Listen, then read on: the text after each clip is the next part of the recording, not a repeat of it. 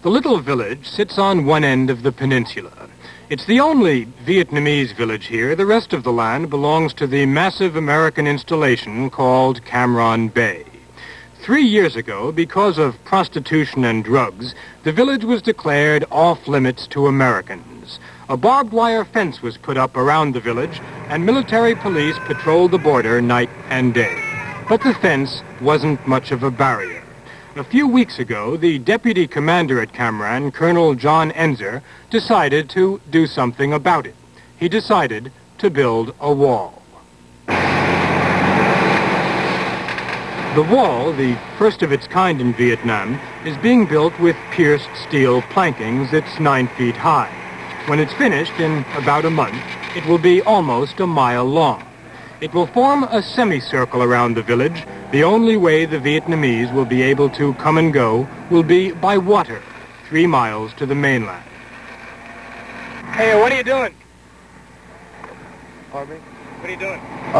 Welding these pickets on the side to prevent, mostly it's for looks. Looks and for cracks. You know, they pass anything through it. Yeah. And for cracks, for looking through and stuff. And it helps the structure of the fence. Think it's going to work? I don't know. They can dig underneath it pretty well, even though with the cement and everything. Do you think it's going to work, Colonel?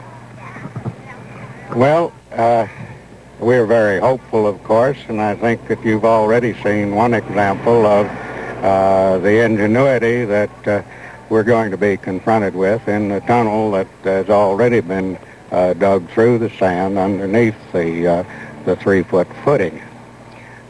We feel that in combination with the metal fence and the improved effectiveness of our guards, that we will succeed in reducing it considerably. What do you think about the wall? Well, I don't have any more objections to the wall than the concertina wire fence that was here before. But what I can't see is why these people have to be fenced in when it's their own nation. Many of the village's 4,000 inhabitants have legitimate reasons to be on the base. They work there. Every day, hundreds of maids, cooks, and waitresses show their ID cards and are searched for contraband at the American checkpoint. Even the prostitutes have a legal way to get on base. GIs pick them up and sign them out.